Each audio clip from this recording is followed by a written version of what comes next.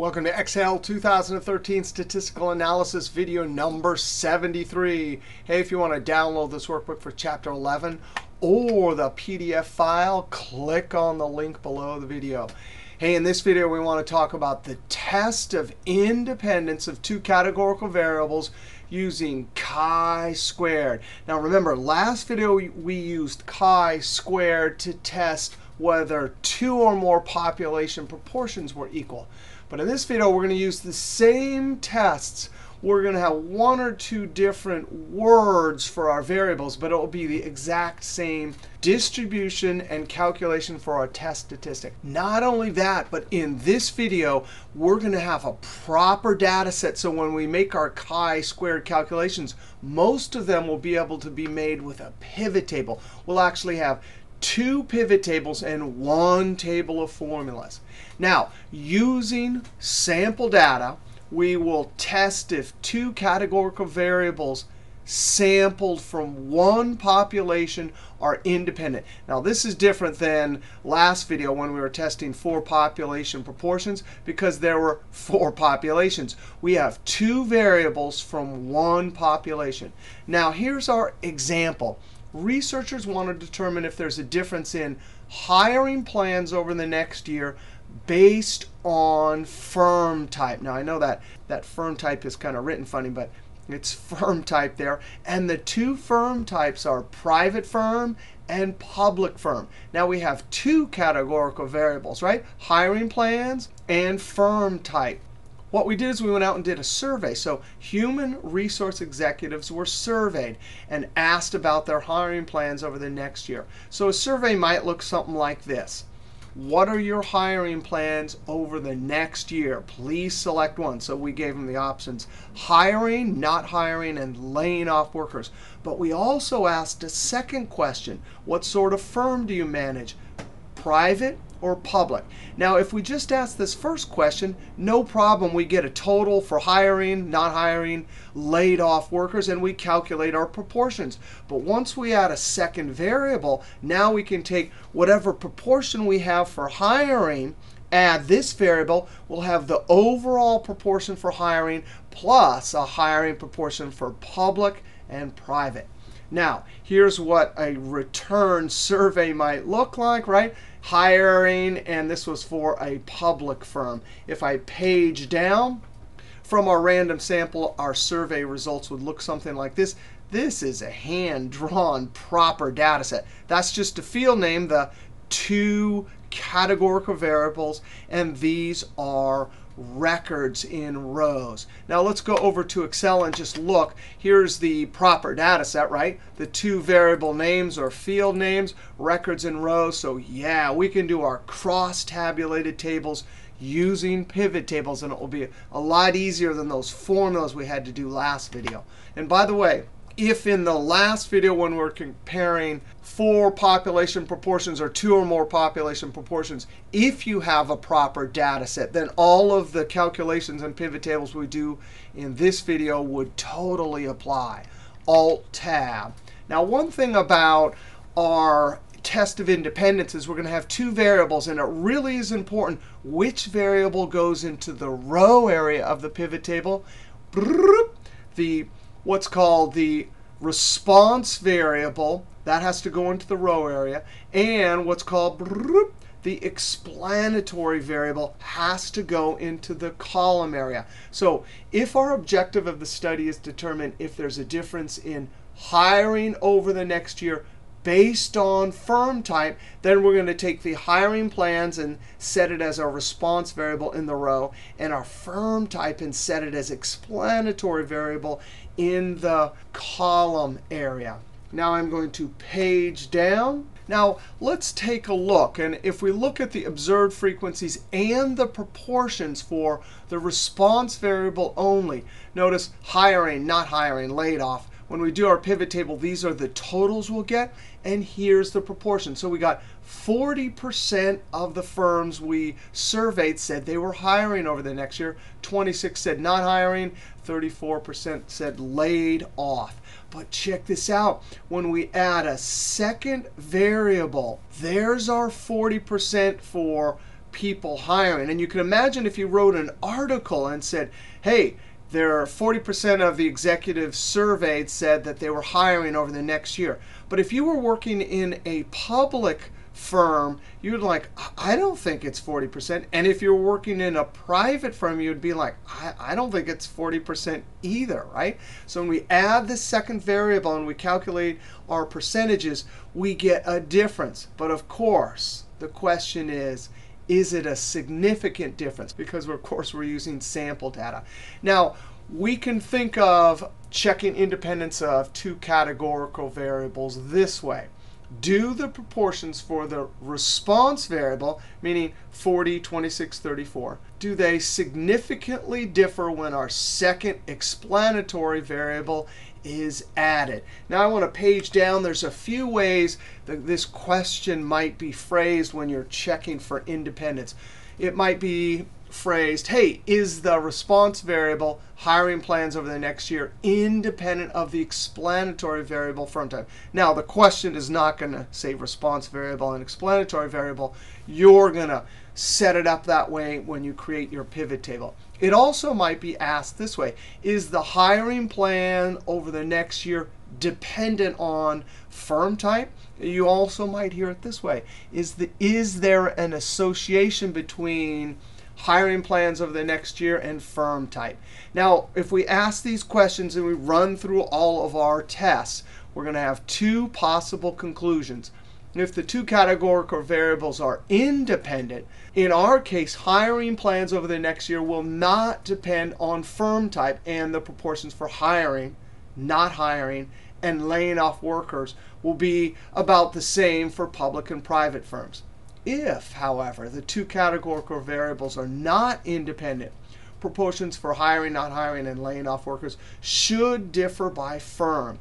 Now, if we run our chi-squared test and we accept the alternative, which means they are not independent, we will have evidence that hiring plans over the next year, that variable is associated or dependent on firm type. And if this is the case, we accept the alternative, and we can gain more insights by comparing the actual sample proportions or even making charts. Now I'm going to page down. Chi-squared test will involve the same formulas as last section. The only difference is, hey, we're still going to, in step 3, we're still going to assume that null hypothesis is true, meaning all the proportions are about equal, and compute expected frequencies. But look at our formula. Here's expected frequency, row I, column J, row I total divided by sample size. Oh, you remember last video when we compared multiple proportions, the denominator here was the sum of all sample size because we had many populations. Here we have just one population, so we divide by sample size. And then, of course, we multiply by column J total. Same formula we had last video, except for we have a different name for this variable right here. And of course, if all of our expected frequencies are greater than or equal to 5, there's our calculation for chi-squared test statistic. Now let's page down again, and here's 1, 2, 3, 4, 5, 6. 6 steps. Null and alternative. The response variable is independent of the explanatory variable. That's how we'll set up the null. The alternative, the response variable, is not independent of the explanatory variable. Step 2, we'll select our alpha. We'll select a random sample from one population and collect data for both variables for every element in the sample. The explanatory variable is the column variable. The response variable is the row variable for a cross-tabulated frequency table with observed frequencies, and we'll use the same notation as last time. Step 3, hey, we'll assume that null hypothesis is true and calculate all of our expected. Step 4, if all of the expected are greater than or equal 5, we'll calculate all of the values we need to add up to get our chi-squared. 5, we'll either accept or reject the null hypothesis and make our concluding statements.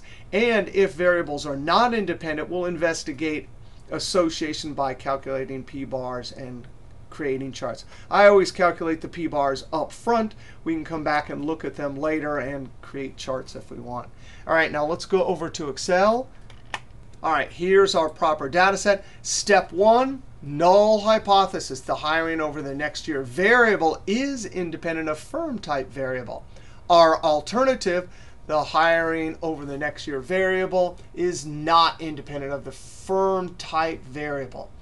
Step 2 is our alpha. Step 2 also involves going out and getting a random sample. That was our survey. And these are the results in a proper data set. So this is great. We can do a cross-tabulated table with a pivot table like in 5 or 10 seconds, a lot faster than that formula we did last video. All right, click in a single cell, insert pivot table, or we can use the keyboard Alt and V. I'm going to put it on this existing sheet. There's the location. And I'm very carefully going to select cell E21 and click OK. Now, let's drag our response variable down to the rows and our explanatory variable down to the columns. And then I'm going to drag hiring plans over the next year down to our values. And instantly we get our observed frequencies. Now, this is not a good name here. I'm simply going to type over it. Observed frequencies and entered. I'm going to change the column width here. Now, we know from this class 100 times to go to Design, Report, Layout, and change it. But I'm just going to type this here because I want something shorter than hiring plans over the next year. I'm going to say hiring plans. That means I can make this column a little bit smaller. And this will be firm type.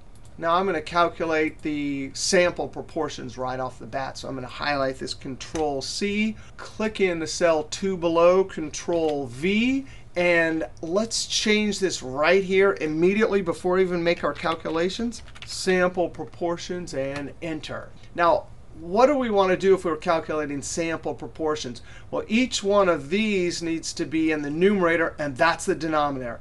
Each one of these in the numerator, denominator. Numerator, denominator. That's percentages of column total. So right-click in the values area, show values as, and as we have done so many times in this class, percent of column total. Oh, I love that.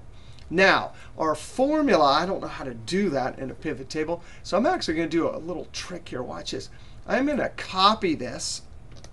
If I Control V to paste right here, I would paste the whole pivot table. And I don't want that. I do not, because this pivot table is connected to this data set. I just want to steal the actual words, and then I'm going to steal the formatting. So I'm going to go up to the Home ribbon, and in the drop-down for the Paste button, I'm going to say, please paste values.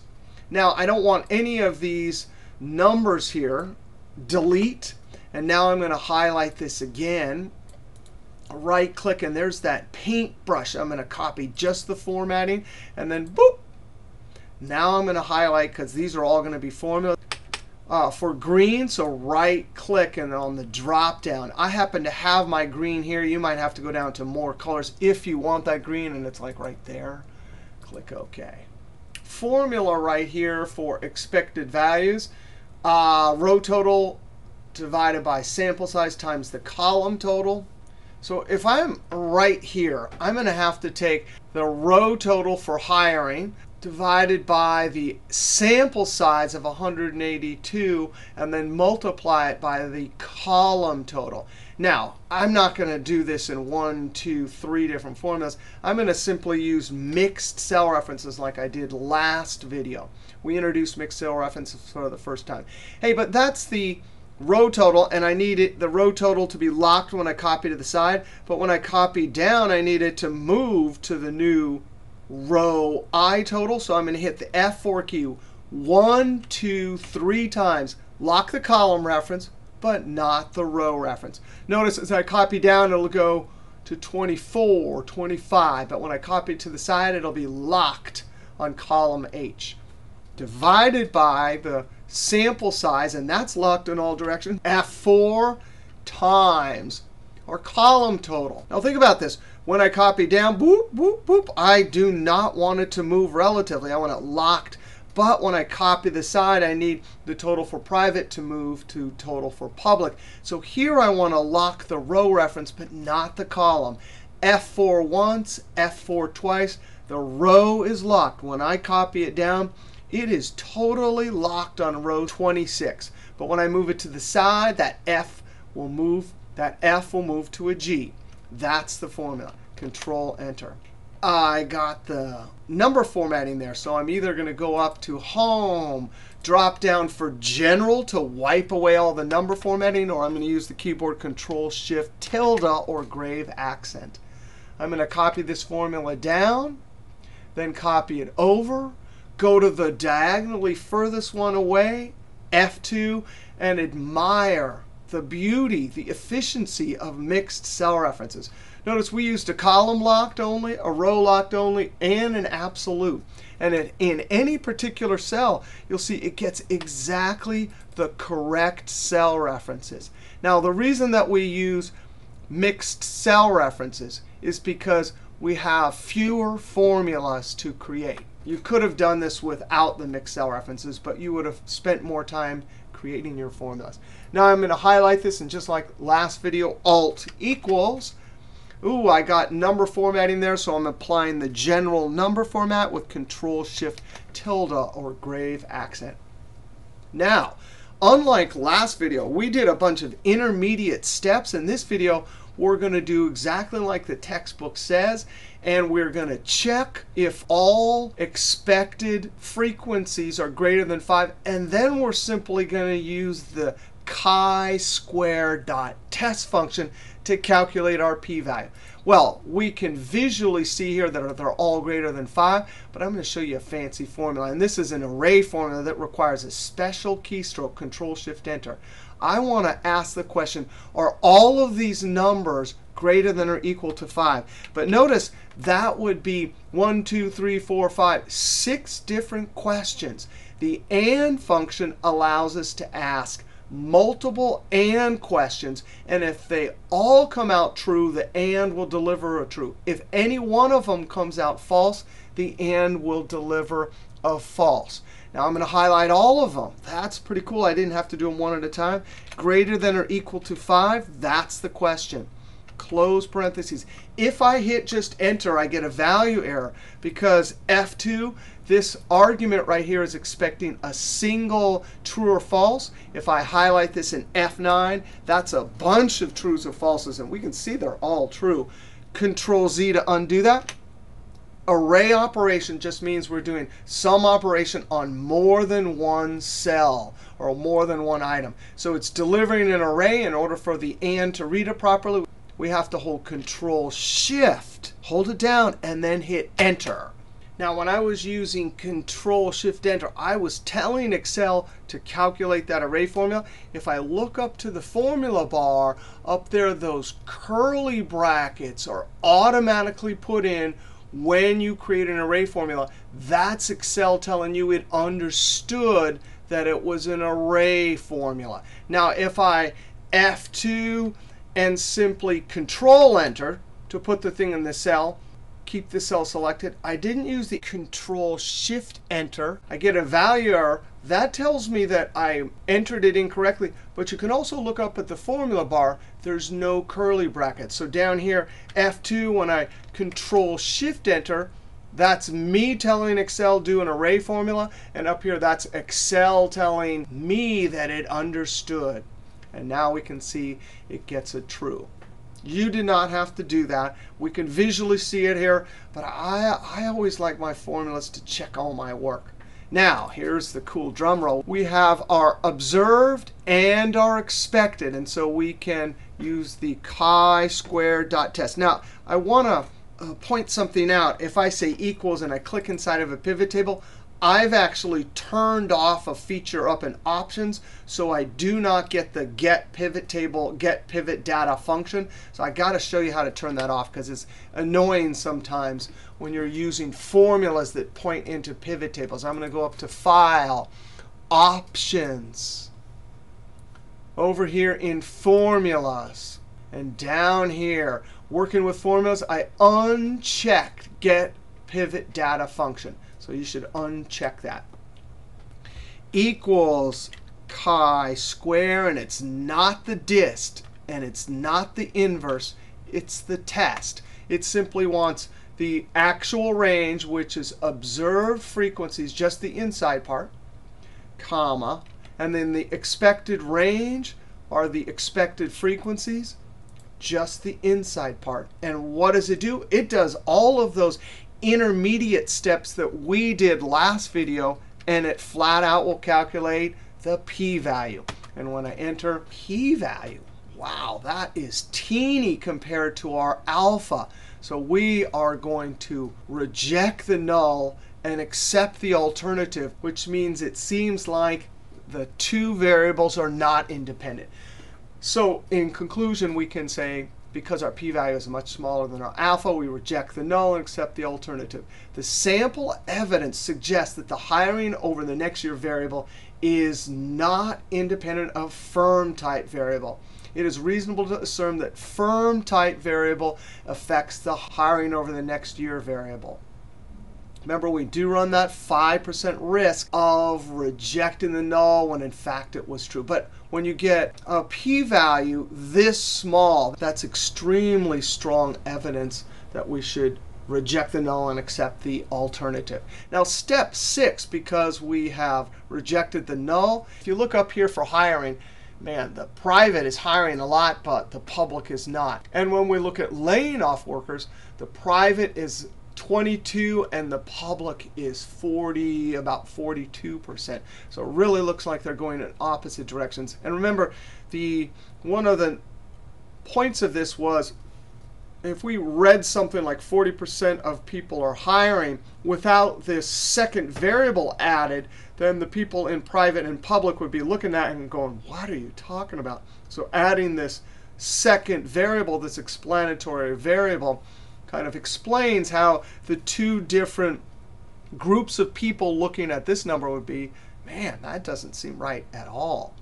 And of course, we can make a chart. I just highlighted the proportions and made a chart.